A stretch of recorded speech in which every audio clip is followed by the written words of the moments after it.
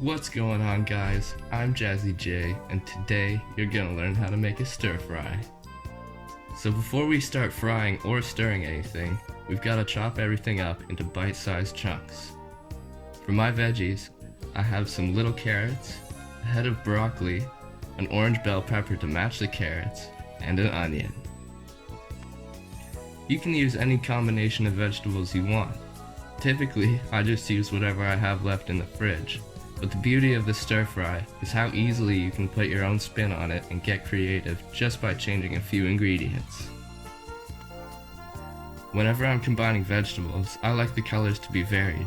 A stir fry made up of just one color doesn't look as appetizing. The size of the chunks is up to you, but they need to be at least small enough to easily cook all the way through. I think bigger pieces look tastier, but smaller pieces cook faster and are easier to eat.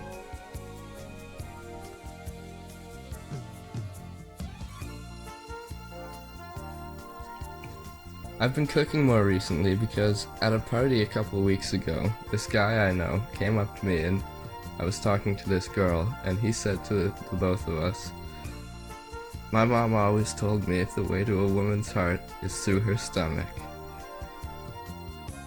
And I thought, there's probably actually some truth to that, so I've been brushing up on my cooking skills.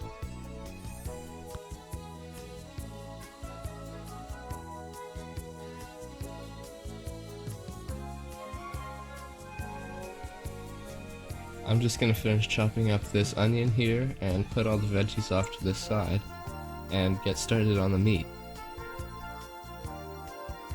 I aim to have a veggie meat ratio of about 3 to 1 or 4 to 1, but again, you can make it however you like.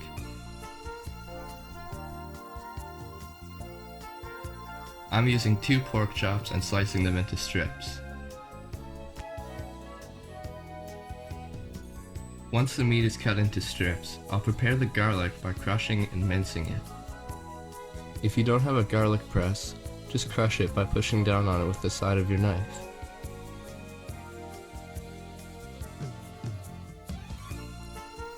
And I'll add some pre-mixed spice to the pork. I'm going to preheat the pan on high heat to warm it up quickly. And then I'm going to turn it down to a medium simmering temperature. Since I'm using a non-stick pan, I'm only going to use a little bit of olive oil. Just a little splash splash. It's time to start cooking. Now I'm adding the spiced meat and the garlic and stirring it around to mix them together and to coat everything in oil. I'll just turn up the heat a little bit. It's best to have every piece of meat making contact with the pan so it all cooks evenly. Now I'm just gonna let it cook on one side and then wait until it's nice and cooked and flip it over and do the other side. You just have to watch and wait till the meat loses its pinkness. There was actually like a full-on party happening behind me, but you can't tell in the video.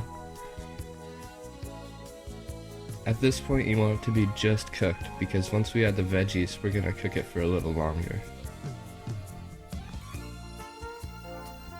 That looks nice and cooked up. Then we'll take our chopped vegetables and just dump them right on in there and mix it around. Make sure it's all stirred up so it can fry properly.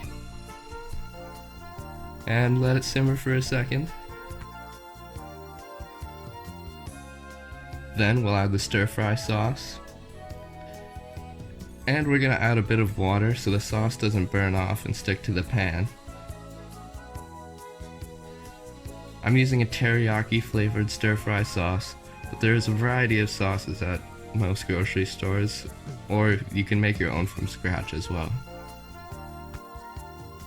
I cooked some rice earlier and just put it off to the side, and prepared it on a plate so I could serve the stir-fry over it. And the last step is to pack up the leftovers so you can enjoy this meal later as well.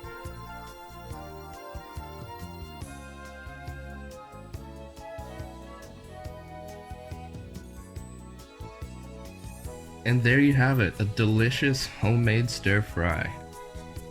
That's good.